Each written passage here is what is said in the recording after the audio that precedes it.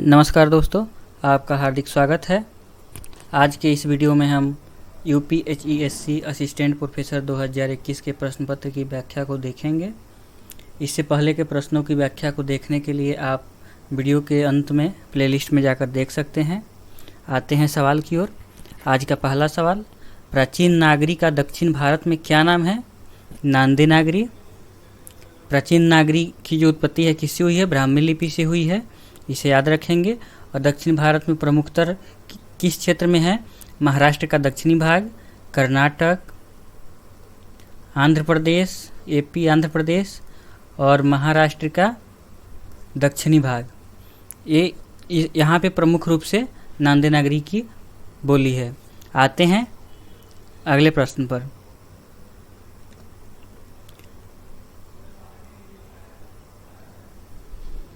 अगला सवाल है, उदंत मार्तंड पत्र में खड़ी बोली का उल्लेख किस नाम से किया गया है? यह जो पत्रकारिता, हिंदी पत्रकारिता की पहली पत्रिका है, जिसका हिंदी भाषा में प्रकाशित पहली पत्रिका है, जो 30 मई 1826 कलकत्ता से प्रकाशित है। इसके जो संपादक हैं जुगल किशोर हैं।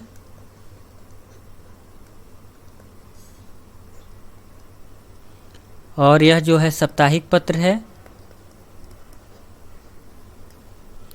खड़ी बोली का उल्लेख किस नाम से हुआ है? हिंदुस्तानी भाषा, पूर्वी भाषा, मध्यदेशीय भाषा, प्राच्य देशीय भाषा। मध्यदेशीय भाषा। मध्यदेशीय भाषा क्यों? क्योंकि इसमें ब्रज और खड़ी बोली दोनों का समावेश था। खड़ी बोली दोनों का समावेश था, इसलिए मध्यदेशीय भाषा यानी मध्य देश की भाषा कहा जाता है। और इस पत्रिका के कारण ही 30 मई को पत्रकारिता दिवस भी मनाते हैं। हिंदी पत्रकारिता दिवस कब मनाते हैं?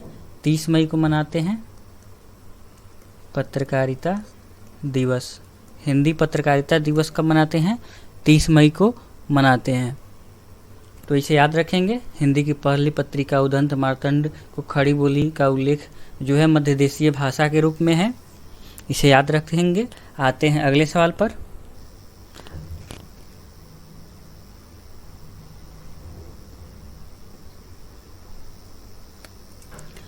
अगला सवाल, हिंदी प्रदीप के संपादक कौन हैं? भारतेंदु युगीन पत्रिकाओं का जब विकास पढ़ते हैं तो हिंदी प्रदीप के जो संपादक हैं वह श्रीनिवास दास, बालकृष्ण भट्ट, दुर्गा प्रसाद मिश्र, बद्री नारायण चौधरी, प्रेमघन। इसमें बद्री नारायण चौधरी प्रेमघन जी आते हैं। हिंदी प्रदीप का प्रकाशन 1877 प्रयागराज से होती है। यह जो है मासिक पत्रिका है। यह किस तरह की पत्रिका है? मासिक पत्रिका है, इसे याद रखेंगे। बालकृष्ण भट्ट जो निकालते थे 1877 में इसका प्रथम अंक, पहला अंक आया था। और यह प्रयाग से प्रकाशित होने वाली मासिक पत्रिका है। आते हैं अगले सवाल पर। यह काफ़ी महत्वपूर्ण सवाल है, इसे आप हमेशा याद रखेंगे। बार बार सवाल पूछा जाता है और यही सवाल है जो आपको एग्जाम में मेरिट में ले जाएगा। संस्थाओं के बारे में इसमें कोई भी ऑप्शन सही नहीं है। पहले देख लेते हैं। काशी नागरी प्रचारणी सभा की जो स्थापना होती है वह 16 जुलाई 1893 में होती है। एमपीपीएससी में भी इसका ऑप्शन गलत दिया गया है, क्वेश्चन का ऑप्शन। और बिहार राष्ट्रभाषा परिषद पटना में जो है वह 1951 में प्रकाशित होती है। हिंदी साहित्य सम्मेलन प्रयाग 1910 में हुआ था और यहाँ पे मालवीय जी अध्यक्षता कर रहे थे। राष्ट्रभाषा प्रचार समिति जो वर्धा है वह 1936 में महात्मा गांधी के प्रयास से और राजर्षि टंडन जी, महात्मा गांधी और राजर्षि टंडन के प्रयास से राष्ट्रभाषा प्रचार समिति वर्धा में स्थापना 1936 में हुई थी। हिंदी साहित्य सम्मेलन की 1910 में मालवीय जी अध्यक्षता कर रहे थे। बिहार राष्ट्रभाषा परिषद का 1951 में, और यहाँ पे तत्कालीन राज्यपाल जो अध्यक्षता किए थे।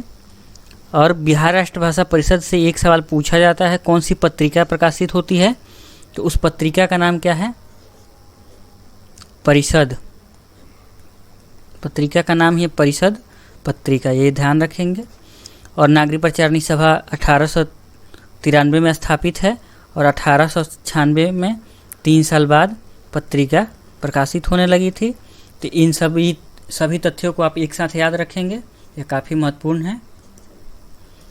लेकिन इसमें कोई ऑप्शन सही नहीं है। सवाल पूछ रहा 1947 में गठित संस्था कौन सी है, तो चारों ऑप्शन में कोई 1947 में गठित संस्था नहीं है, जैसा कि हम देख रहे हैं।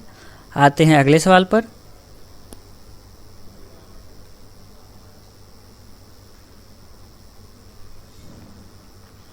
अगला सवाल है, महावीर प्रसाद द्विवेदी से पूर्व सरस्वती पत्रिका के संपादक कौन थे?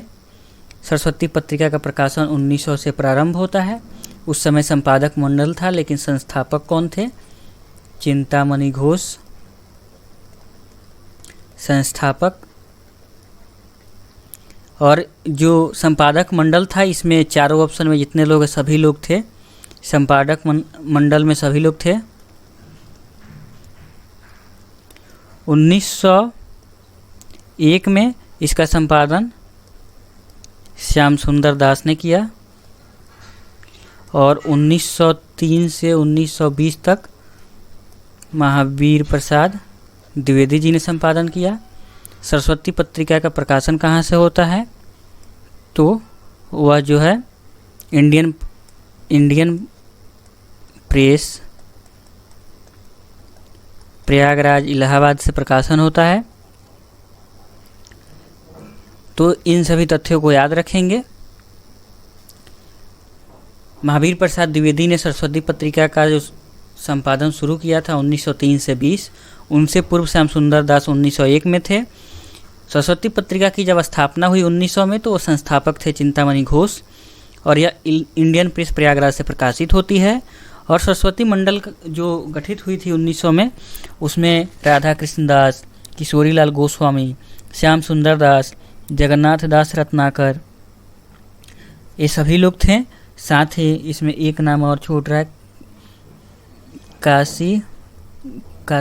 कार्तिक प्रसाद खत्री। कार्तिक प्रसाद खत्री जी भी शामिल थे संपादक मंडल में, इसे ध्यान रखेंगे, इससे बार बार सवाल पूछा जाता है। आते हैं अगले सवाल पर। अगला सवाल है, a sketch on Hindi literature. इसी से मिलता जुलता एक रचना है, ए हिस्ट्री ऑफ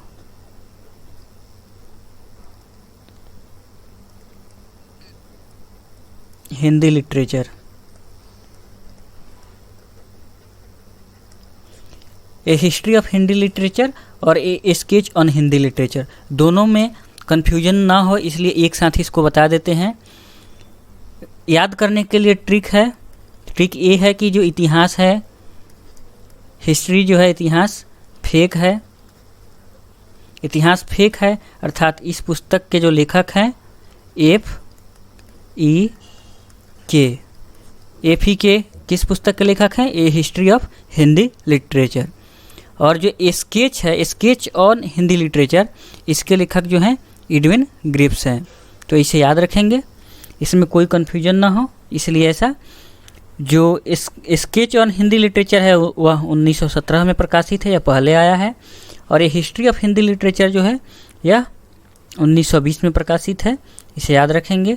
यह स्केच ऑफ हिंदी लिटरेचर जो बुक है, यह हिंदी साहित्य को कितने भागों में बांटता है? 5 भागों में, 5 कालखंडों में बांटता है, इसे भी ध्यान रखेंगे। तो sketch of Hindi literature Edwin Greaves, a history of Hindi literature F.E.K. क्योंकि ट्रिक है, इतिहास फेक है, यानी हिस्ट्री फेक F.E.K. और स्केच पूछेगा, ए स्केच ऑन हिंदी लिटरेचर, तो स्केच जो है एडविन ग्रिप्स का है। आते हैं अगले सवाल पर। अगला सवाल है,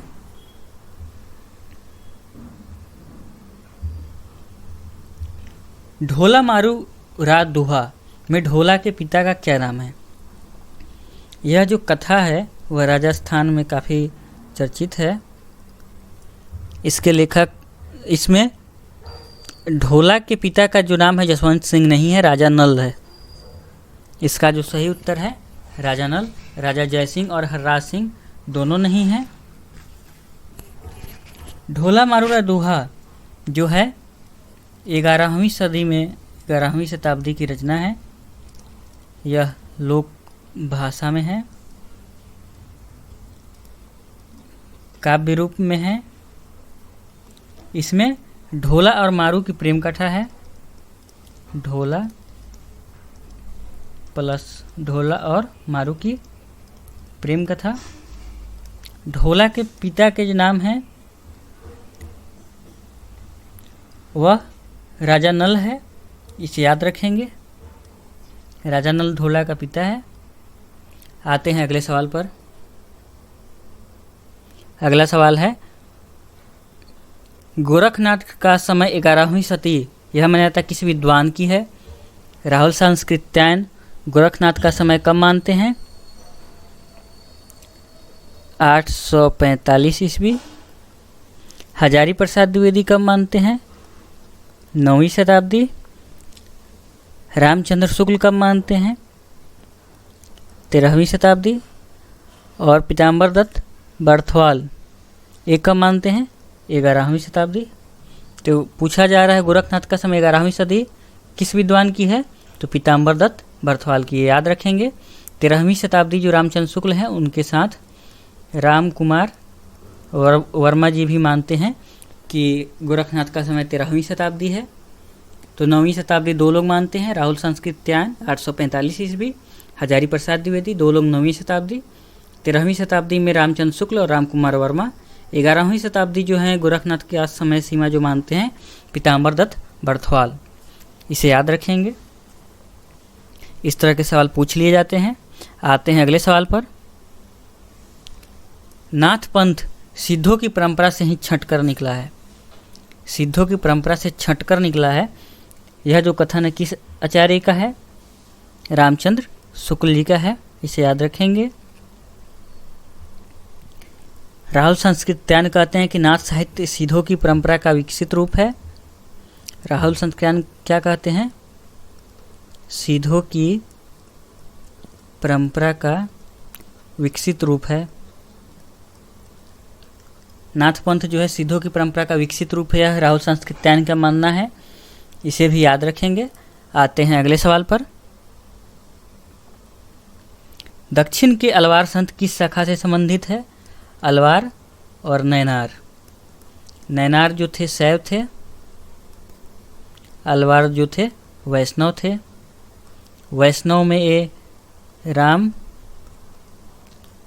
और कृष्ण दोनों की भक्ति करते थे, इसलिए इस प्रश्न का जो सही उत्तर है वह दो ऑप्शन है, राम भक्ति शाखा, कृष्ण भक्ति शाखा, यानी कोई एक नहीं है। तो अलवार जो है वैष्णव थे, इसे याद रखेंगे। आते हैं अगले सवाल पर। तुलसीदास की निम्नलिखित कृतियों में से कौन सी कृति कांडों में विभाजित है? कांडों में विभाजित जो है 4 कृति है। एक बरवै रामायण है, एक कवितावली है, एक गीतावली है, प्रवृत्ति मंगल नहीं है, और साथ में एक रामचरित मानस है।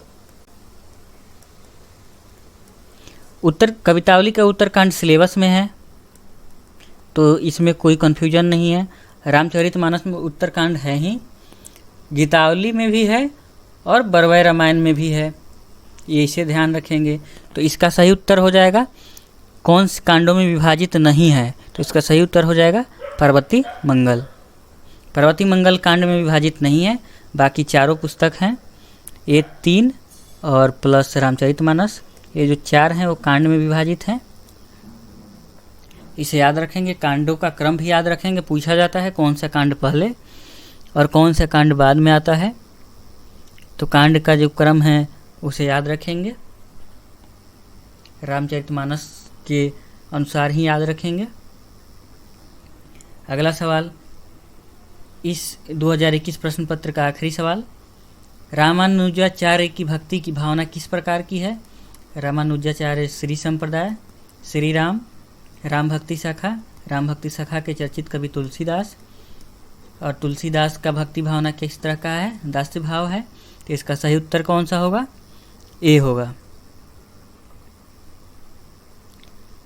सख्य भाव नहीं है, दाम्पत्य भाव नहीं है। तो इस तरह रामानुजाचार्य की भक्ति भावना किस तरह की है? दास्य भाव है। किस संप्रदाय के हैं? श्री संप्रदाय से हैं।